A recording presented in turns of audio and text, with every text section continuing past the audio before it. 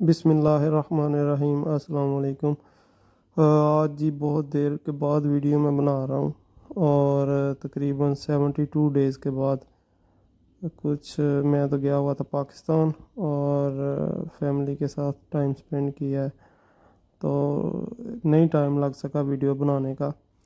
تو آج کی جو پہلی ویڈیو ہے اس میں اپنا ایک بہت ہی برا ایکسپیرینس وہ آپ لوگوں کے ساتھ شیئر کروں گا، جو کہ مجھے ہوا ہے گلف ایئر لائن کے ساتھ۔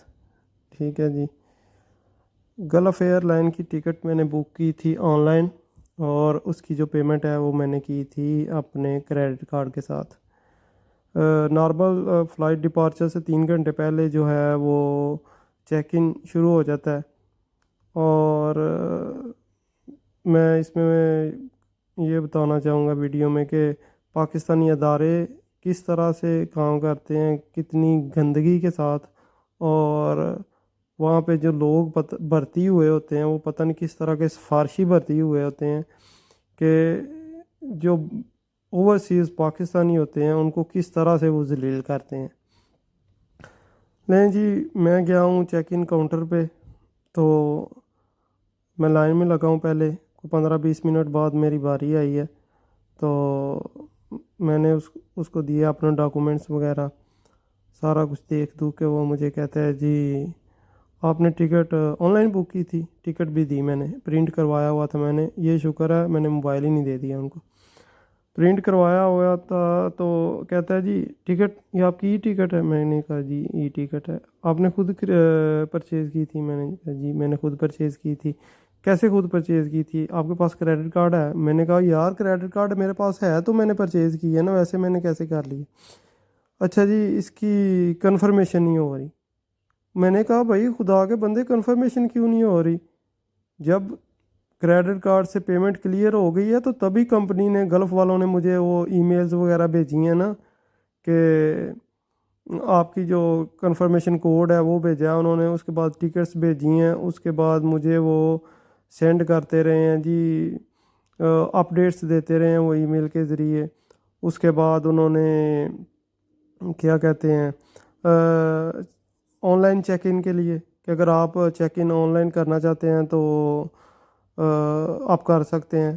72 گھنٹے پہلے انہوں نے مجھے میل کی ہے، 24 گھنٹے پہلے پھر انہوں نے کہا کہ جی اب چیک ان اوپن ہو گیا، اگر آپ کرنا چاہیں تو آپ کر سکتے ہیں۔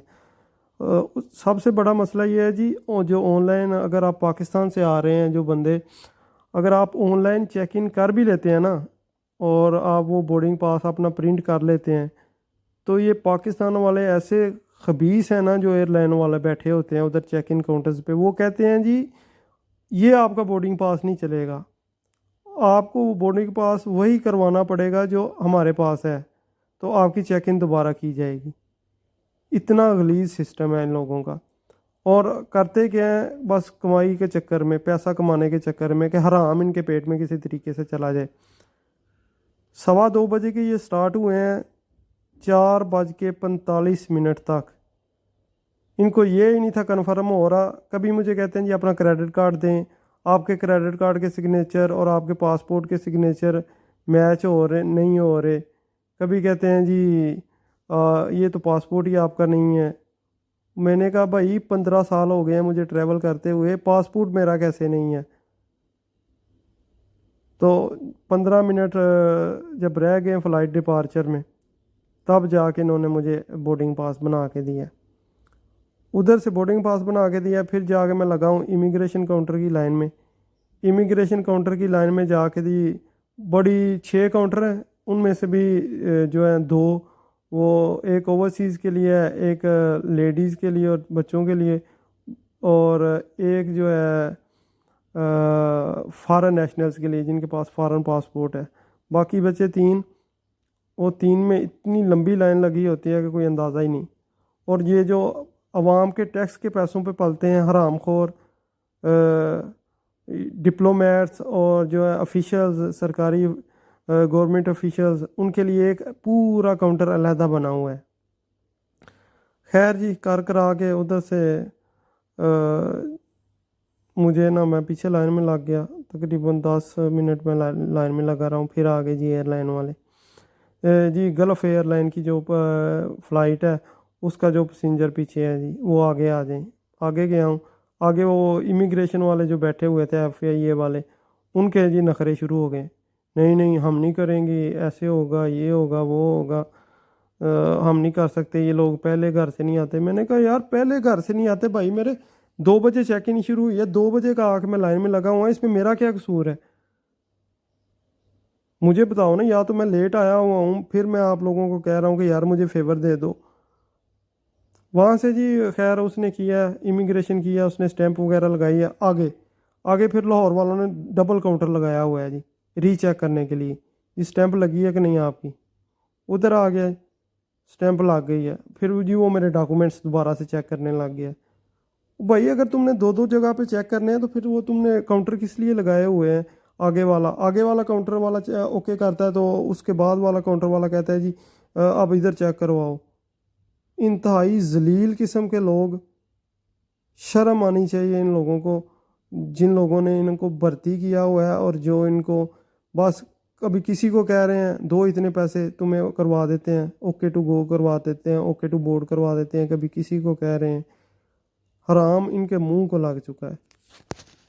और अब मैं बताता हूँ कि मेरे साथ जो और लड़के थे, जो डॉक्यूमेंट्स जब आप रिन्यू करवाने के लिए जमा करवाते हैं तो उसकी रसीद पे जो जाते हैं रजीबूते पे, उसको रजीबूता बोलते हैं इटालियन में, तो उस पे जो लोग गए हुए थे उनको पाकिस्तान वालों ने इतना जलील किया कि कोई हिसाब नहीं, ठीक है। लेकिन वही बंदे जब बहरीन से आके या मस्कत या ओमान जहाँ से भी आके वो जाते हैं, वो क्या करता है, जो बंदा चेक कर रहा होता है वो सिर्फ वो रजीबूता देखता है, ख़त्म हुई हुई सजोर देखता है और बोर्डिंग पास देखता है और वो उसको क्लियर कर देता है 2 मिनट में।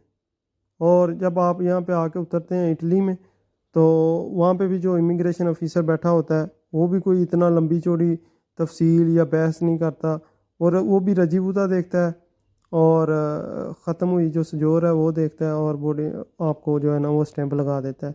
हाँ कई दफ़ा ये होता है कि वो जो आपका प्राति का नंबर होता है जो रजीबूते के ऊपर लिखा होता है वो मार के देख लेते हैं कि वाकई ये सजोरनो इसकी कहाँ तक पहुंची है। अगर कोई वो डॉक्यूमेंट्स का मांगा निकला हुआ हो, कोई डॉक्यूमेंट उन्हें चाहिए हो, तो उसका वो नोटिफिकेशन आपको दे देते हैं, नोटिफिका बना के कि ये जी आपको आपसे वो डिमांड कर रहे हैं ये वाला डॉक्यूमेंट, और ये वाला डॉक्यूमेंट आप नोटिफिके के साथ जाके उधर जमा करवा दें। ये इतनी सी बात है। लेकिन इन लोगों ने कसम खाई हुई है पाकिस्तान वालों ने, जो भी सरकारी अफसर है, कि उन्होंने बंदे को जलील करना ही करना है, बंदे को खज्जल करना ही करना है, सिर्फ अपनी दिहाड़ी के चक्कर में, अपना पैसा कमाने के चक्कर में। और पैसा भी वो हराम। जो पे है इनकी वो तो इतनी होगी 35-35 40-40 हज़ार पे में तो इनका गुजारा ही नहीं ना होता। फिर ये ऊपर से दिहाड़ी लगाने के चक्कर में रहते हैं कि ऊपर से हराम का माल आए और इनके पेट में जो है ना वो जाए। बहुत अफसोस हुआ है ये वीडियो बनाते हुए कि ये मुल्क कभी भी तरक्की नहीं कर सकता। इसने इतने सालों में कुछ तरक्की नहीं की। वहाँ के वहाँ ही हैं, दुनिया सारा कुछ ऑनलाइन होता है, ये अभी भी जो है ना वो वही फरसूदा निज़ामों में फंसे हुए हैं। अल्लाह हदायत दे जी इन लोगों को, मेरी ये दुआ है। और इस दुआ के साथ ही वीडियो ख़त्म करते हैं, और इंशाल्लाह आइंदा से वीडियो बनाने का सिलसिला अब शुरू हो चुका है, और मैं कोशिश करूँगा डेली की कम से कम एक और वीडियो बने करे। दुआ में याद रखिएगा। अल्लाह ताला आप सबको अपने हिफ्ज़-ओ-मान में रखे। आमीन।